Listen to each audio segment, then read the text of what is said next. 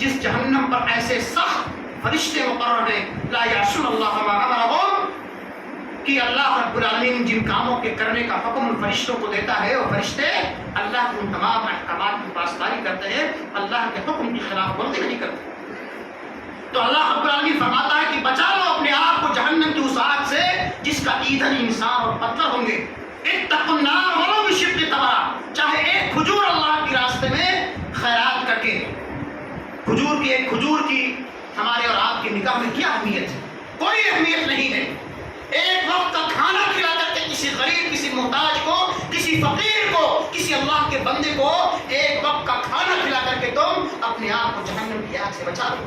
1 روپیہ، 10 روپیہ، 100 روپیہ خرچ کر کے تم اللہ کی راہ میں اپنے آپ کو جہنم کی آگ سے بچا لو۔ اگر اللہ نے ہم کو اور آپ کو مال دیا ہے تو اللہ نے ہم کو خرچ کرنے کی تعلیم اور ترغیب دی ہے۔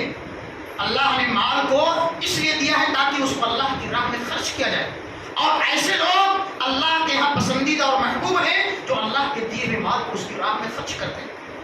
اللہ کے حبیب نے ایک مرتبہ عید الاضحیٰ کے موقع پر یا عید الفطر کے موقع پر تمام صحابہ کرام سے خطاب فرمایا۔ اس کے بعد جب مردوں کو خطاب کرنے کے بعد اللہ کے رسول عورتوں کے پاس سے گزرے تو اللہ کے رسول نے عورتوں کو بھی خطاب کیا، عورتوں سے بھی خطاب کرتے فرمایا کہ اے معاشر النساء، اے عورتوں کی جماعت، تصدقنا، تم کثرت سے اللہ کی راہ میں صدقہ اور خیرات کیا کرو۔ کیوں؟ اس لیے کہ میں نے تمہیں جہنم کے اندر زیادہ دیکھا ہے، یعنی عورتوں کی جماعت جہنم کے اندر زیادہ رہے گی، مردوں کے مقابلے میں عورتوں کی جماعت یا عورتیں جہنم کے اندر زیادہ جائیں گی۔ اللہ کے حبیب کا فرمان ہے، صحیح حدیث ہے کہ اے عورتوں کی جماعت، تم کثرت سے اللہ کی راہ میں صدقہ اور خیرات کیا کرو۔ کیوں؟ اس لیے کہ میں نے تمہیں جہنم کے اندر زیادہ دیکھا ہے۔ اللہ کے حبیب صحابیات نے پوچھا، عورتوں نے پوچھا، کیوں ہے اللہ کے رسول؟ ماجرا کیا ہے؟ سبب کیا ہے؟ عورتیں جہنم کے اندر زیادہ کیوں جائیں گی؟ اس کی وجہ اور سبب کیا ہے؟ اللہ کے حبیب نے فرمایا کہ تم اپنے شوہروں کی ناشکری بہت کرتی ہو، ہر چھوٹی چھوٹی بات پر اپنے شوہروں پر لعن طعن کرتی ہو، انہیں برا بھلا کہتی ہو، انہیں گالی گلوچ دیتی ہو، ان سے لڑائی جھگڑا کرتی ہو، ان پر تان و تشنیع کے تیر برساتی ہو، اور ان کو ان کو ستاتی ہو، ان کو تکلیفیں دیتی ہو۔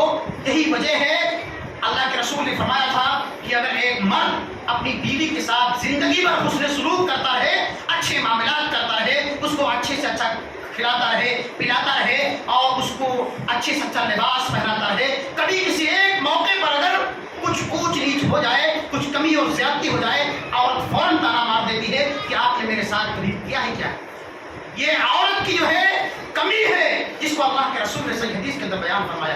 اسی لیے اللہ کے رسول نے عورتوں سے خطاب کرتے ہوئے کئی مقامات پر ایسی توضیح فرمائی ہے کہ عورتوں کو چاہیے کہ وہ کثرت سے اللہ کی راہ میں خیرات کیا کریں، صدقہ کیا کریں، اس لیے کہ وہ عورتیں جہنم کے اندر زیادہ جائیں گی۔ اور اسی طرح سے عورتوں کی بہت ساری ایسی صفات مذمومہ ہیں جس کے بارے میں اللہ کے رسول نے تبصرہ فرمایا ہے کہ نساء کاسیات عاریات مائلات ممیلات، کہ وہ پردہ کپڑا پہننے کے باوجود بھی ننگی نظر آتی ہیں۔ یہ وہ صفات ہیں جس کی وجہ سے عورتیں جہنم کے اندر جائیں گی۔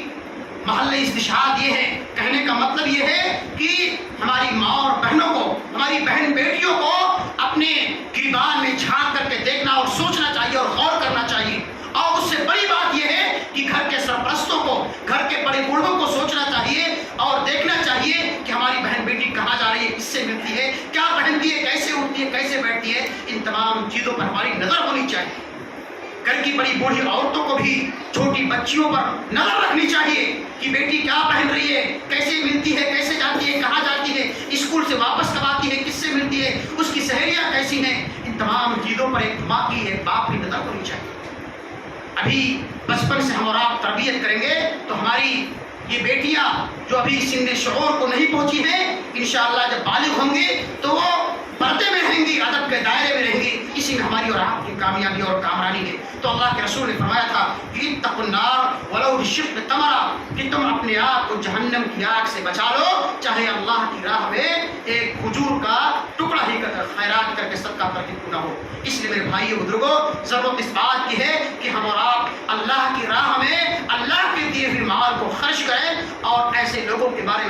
حبیب اللہ نے فرمایا تھا کہ انما یعمر مساجد اللہ من آمن باللہ والیوم الآخر، کہ اللہ رب العالمین کی مساجد کی تعمیر اور توسیع وہ لوگ کرتے ہیں جو اللہ والے ہوتے ہیں، جو متقی اور پرہیزگار لوگ ہوتے ہیں، اور ایسے لوگ جو اللہ کے دیے ہوئے مال کو اس کی راہ میں خرچ کرتے ہیں، ایسے لوگ اس دنیا کے اندر بھی کامیاب ہوں گے اور کل قیامت کے دن بھی اللہ رب العالمین ان کو اپنی جنتوں کے اندر داخل فرمائے گا اور جہنم کی اس دہکتی آگ سے معموراً محفوظ رکھے گا۔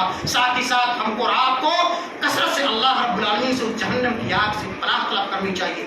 اللہ رب العالمین نے بہت ساری دعائیں سکھائی ہیں، ربنا آتنا فی الدنیا حسنہ وفی الآخرۃ حسنہ وقنا عذاب النار، اور اللہ نے مومن بندوں کے اوصاف حمیدہ کا تذکرہ فرمایا ہے کہ وعباد الرحمن الذین یمشون علی الارض ہونا واذا خاطبهم الجاہلون قالوا سلاما والذین یبیتون لربهم سجدا وقیاما والذین یقولون ربنا اصرف عنا عذاب جہنم ان عذابها كان غراما۔